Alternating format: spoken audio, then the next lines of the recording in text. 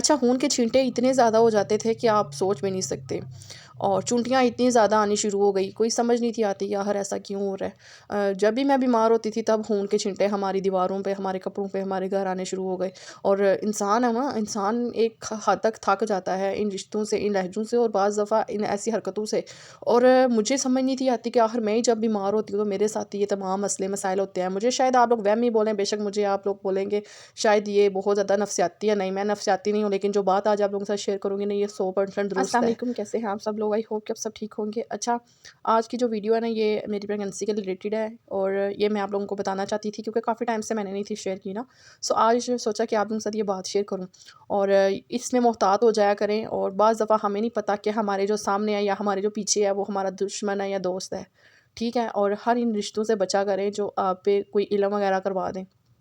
تو اگر یہ ویڈیو آپ میرے ٹک ٹاک پہ دیکھ رہے ہیں تو میری پوری ویڈیو میرے یوٹیوب چینل پہ موجود ہے، لنک میری بایو میں کلک کر کے وہاں پہ آ جائے۔ اچھا، میں بیمار ہوتی تھی نا تو میری طبیعت بہت زیادہ خراب ہوتی تھی، اور مجھے نا ایسے فیل ہوتا تھا جیسے اب میرے شولڈر بہت زیادہ وزنی ہو گئے ہیں، میرا سر وزنی ہو گیا ہے، صبح ناشتہ کرنے کا دل نہیں تھا کرتا، سارا دن ایسے ہی بستر میں پڑی رہتی تھی۔ اور کہتے ہیں نا کہ ویکنس ہوتی ہے، نہیں یار، میں آپ کو بتاتی ہوں نا کہ مجھے اتنا پتہ ہے کہ میں ہر وہ کام کرتی تھی، من کے نماز پڑھتی تھی، قرآن پاک پڑھتی تھی، اور جو صورتیں مجھے بتاتے تھے وہ میں پڑھتی تھی، اور اس حالت میں پڑھنا بھی چاہیے۔ اس وقت مریم پڑھتی تھی، اس وقت محمد پڑھتی تھی، اور یقین کریں کہ ہر وظیفہ، ہر آیت پڑھتی تھی۔ ہو سکتا ہے لوگ کہتے ہوں کہ شاید یہ گناہ گار ہے، یہ نماز نہیں پڑھتی، اس لیے ایسے ہوتا ہے۔ لوگوں کی ایسی سوچ بھی ہوتی ہے، ایسی باتیں بھی ہوتی ہیں کہ پتہ نہیں اس سے کوئی گناہ ہو گیا یا یہ گناہ گار ہے۔ وہ تو میرا اللہ تعالیٰ جانتا ہے کہ وہ مجھے آزمائش میں ڈال رہا ہے، شاید میں اس قابل نہیں ہوں کہ میں کوئی اچھا کام کروں، وہ اس لیے تو مجھے آزمائشیں بار بار دے رہا ہے کہ یہ میری کوئی بندی جو ہے نا، اس سے کوئی اچھا کام ہو جائے۔ سو میں جب بھی پڑھتی تھی نا، تو جس دن سمجھے کہ میں نے نہیں نا پڑھا، جس دن میری طبیعت زیادہ خراب ہے، اس دن نا میرے اوپر خون کے چھینٹے پڑنے، کپڑوں کے اوپر پراپر خون کے چھینٹے، اور میں جس جگہ پہ سوتی تھی نا اس دیوار کے اوپر خون کے چھینٹے ہی چھینٹے۔ میں نے اپنے ہسبینڈ کو بتایا، وہ بھی تھوڑا پریشان ہو گیا کہ یہ واقعی میں یہ تو صحیح کہہ رہی ہے، لیکن پھر میں نے کہا کہ آپ اس سائڈ پہ سویا کریں، یہ خون کے چھینٹے میری والی جگہ پہ ہی آ رہے ہیں۔ اچھا، پھر میں نے نا ڈر جانا کرنا، اتنا خوفناک، ایسے جیسے کوئی چیز جو ہوتی ہے وہ میرے ساتھ آ کے لیٹ گئی ہے، یا اتنا ڈرامنا خواب دیکھ لینا کرنا جس سے میرا رات کو سوئے بی پی شوٹ ہو جاتا تھا تقریباً۔ میں آپ کو بتا رہی ہوں نا کہ میں نے آیت الکرسی اور ہر ایک چیز کا ورد کرنا، اور میں نے قسم خدا کہ میں سچ بتا رہی ہوں، میں نے درود پاک 1.25 دفعہ پریگننسی میں کمپلیٹ کیا، لیکن اٹیک ہو رہے تھے ان چیزوں کے میرے اوپر، بہت زیادہ اٹیک ہو رہے تھے۔ اور میں آپ کو بتاؤں نا، تو پھر جناب ہم نے نا میں نے کہا آج کے بعد میں اس جگہ پہ نہیں سوں گی، مجھے ڈر لگتا ہے، تو میں اپنی جگہ چینج کرتی ہوں۔ اچھا، میں نے جگہ چینج کی نا، تو پہلے ہم نے نا نیچے ادھر کولر کے آگے سوتے تھے، لیکن پھر جناب جب ہمارا اے سی لگ گیا نا، تو پھر ہم نے کیا کیا، میں نے بیڈ اے سی کے آگے کر دیا۔ بیڈ اے سی کے آگے کیا نا، تو مجھے ایسا فیل ہوا کہ میری جگہ پہ نا رات کو سوئی چونٹیاں آ جاتی ہیں، چونٹیاں چھوٹی چھوٹی، اور کوئی ایسی میٹھی چیز بھی نہیں تھی ہوتی کہ بندہ سوچے کہ یار یہ چونٹیاں آتی ادھر سے ہیں۔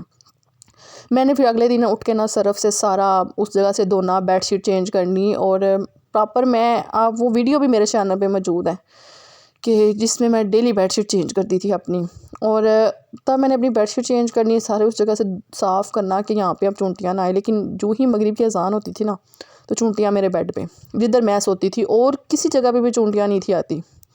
اور پھر جناب وہ چونٹیاں ختم ہوئی، پھر بے شمار معاملات خراب، طبیعت خراب، تقریباً رات کو سوئے طبیعت خراب ہو گئی، اور طبیعت کیا خراب ہوئی، ایسے لگا جیسے ہارٹ اٹیک ہو گیا نا، تو دل بند ہو گیا ہے، کوئی چیز آنکھوں کے آگے آ گئی ہے، اس طرح کے حالات میرے ساتھ ہوتے رہے ہیں۔ پھر اللہ تعالیٰ کا شکر ہے کہ وہ اس ٹائم زندگی تھی، آیت الکرسی کا ورد تھا، اور میں اپنے بھائی سے دم کروا رہی تھی اس ٹائم میں تقریباً دم بھی اور بہت کچھ روحانی علاج بھی ساتھ ساتھ میرا چل رہا تھا۔ پھر جب مجھے پتہ چلا نا کہ میرے پہ واقعی میں کوئی اٹیک کر رہا ہے میرے ساتھ، تو وہ پھر بھائی بھی پریشان ہو گئے، انہوں نے پانی دم کر کے اور تعویذات وغیرہ دیے کہ اس کے گلے میں ڈالیں گے بہتر ہو جائے گی۔ پھر جناب مجھے رات کو ہاسپٹل لے گئے، تو ڈاکٹر کہتے ہیں کہ اس کی تو آپ حالت دیکھیں، اس کی حالت کیسی ہے، اس کا تو رنگ پیلا پڑا ہوا ہے، تو یہ مشکل ہی ہے نا بچے۔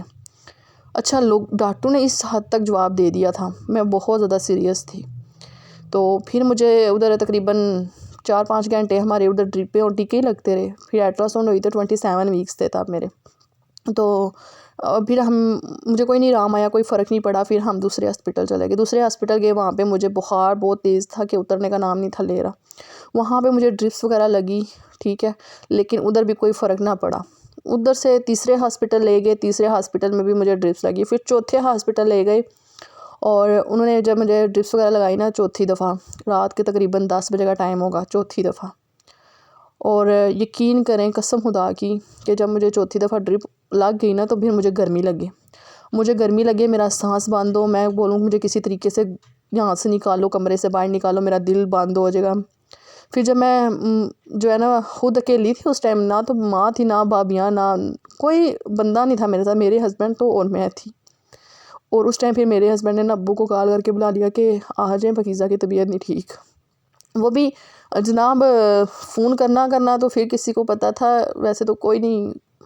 تو پھر جناب مجھے پتہ ہے کہ ابو نا گاڑی لے کر نا تھوڑا سا آگے چلے گئے. تو جتنی دیر میں باہر اکیلی کھڑی تھی نا تو مجھے ایسے لگا جیسے میری روح قبض ہونے لگی ہے اور میں گرنے لگی ہوں.